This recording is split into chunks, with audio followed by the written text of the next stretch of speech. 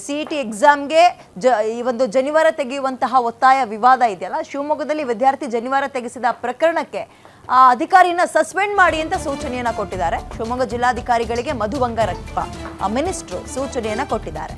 ಜಿಲ್ಲಾ ಉಸ್ತುವಾರಿ ಸಚಿವ ಮಧು ಬಂಗಾರಪ್ಪ ಇದೀಗ ಅಧಿಕ ಪ್ರಸಂಗತನ ತೋರಿಸಿದ ಅಧಿಕಾರಿಯನ್ನ ಮೊದಲು ಕೆಲಸದಿಂದ ಸಸ್ಪೆಂಡ್ ಮಾಡಿ ಅಂತ ಸೂಚನೆ ಹೊರಡಿಸಿದ್ದಾರೆ.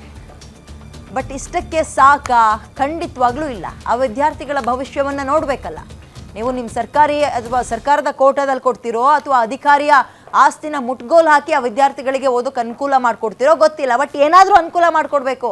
ಸಸ್ಪೆಂಡ್ ಮಾಡಿದ ತಕ್ಷಣ ಎಲ್ಲವೂ ಮುಗಿತಾ? ಖಂಡಿತ ಇಲ್ಲ. ವಿದ್ಯಾರ್ಥಿಗಳ ಭವಿಷ್ಯದ ಪ್ರಶ್ನೆ ಇದು. ಅವರಿಗೆ ಲಕ್ಷಾಂತರ ರೂಪಾಯಿ ಕೊಟ್ಟು ಓದುವ ಪರಿಸ್ಥಿತಿ ಮನೇಲಿದ್ದಿದ್ರೆ ಈ ರೀತಿಯಾಗಿ ಯಾಕೆ ಕಷ್ಟಪಡ್ತಾ ಇದ್ರು? ಮಾಧ್ಯಮಗಳ ಮುಂದೆ ಯಾಕೆ ಬರ್ತಾ ಇದ್ರು? ಇಲ್ಲ. ತೀರಾ ಕಡು ಬಡ ಕುಟುಂಬ. ಈಗ ಅದಕ್ಕೇನಾದರೂ ಅವಕಾಶ ಮಾಡಿಕೊಡ್ಬೇಕು. ಶಿಕ್ಷಣ ಸಚಿವರು ಮಧು ಬಂಗಾರಪ್ಪ ಒಂದು ರೈಟ್ ಸ್ಟೆಪ್ ಅನ್ನು ತಗೊಂಡಿದ್ದಾರೆ. ಆ ಅಧಿಕಾರಿಯ ಸಸ್ಪೆಂಡ್ ಮಾಡಿದ್ದಾರೆ. ಸಸ್ಪೆಂಡ್ ಮಾಡಿದ ತಕ್ಷಣ ಎಲ್ಲವೂ ಸರಿ ಆಯ್ತಾ ಅಂದರೆ ಅದು ಬೇರೊಬ್ಬರಿಗೆ ಎದುರಿಗೆ ಆಗಬೇಕು. ನಾನು ಇನ್ನೊಂದ್ಸಲ ನನಗೆ ಸಂಬಂಧ ಪಡದಂತಹ ವಿಚಾರಗಳಿಗೆ ಮೂಗು ತೋರಿಸ್ಬೇಕಾದ್ರೆ, ಅಧಿಕ ಪ್ರಸಂಗತನ ಅಥವಾ ಅತಿರೇಕದ ವರ್ತನೆ ಮಾಡಬೇಕಾದ್ರೆ, ನೋಡಪ್ಪ ಇಂತಹ ಶಿಕ್ಷೆಯನ್ನು ನಾನು ಅನುಭವಿಸ್ಬೇಕಾಗುತ್ತೆ, ನನ್ನ ಲಿಮಿಟಲ್ಲಿ ನಾನು ಇರೋಣ ಅಂತ ಕೆಲವರಿಗೆ ಪಾಠ.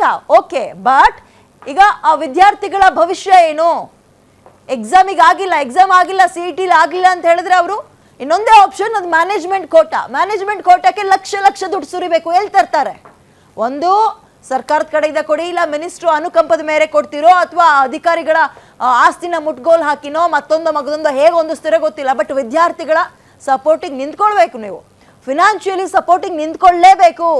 1 ವರ್ಷ ಅಲ್ಲ, ಇಂಜಿನಿಯರಿಂಗ್ ಇರೋದು 4 ವರ್ಷ ನಿಂತ್ಕೋಬೇಕು. 4 ವರ್ಷನೂ ಕೂಡ ರೈಟ್ ಡಿಸಿಷನ್ ತಗೊಳ್ಳಿ. ವಿಚಾರದಲ್ಲಿ ಜನಿವಾರ ಏನು ಮಾಡ್ತಾ ಇತ್ತು? ಧರ್ಮ ಸೂಚಕ ವಸ್ತುವನ್ನು ಹಾಕೊಂಡು ಹೋಗೋದೇ ತಪ್ಪ ಹಾಗಾದ್ರೆ?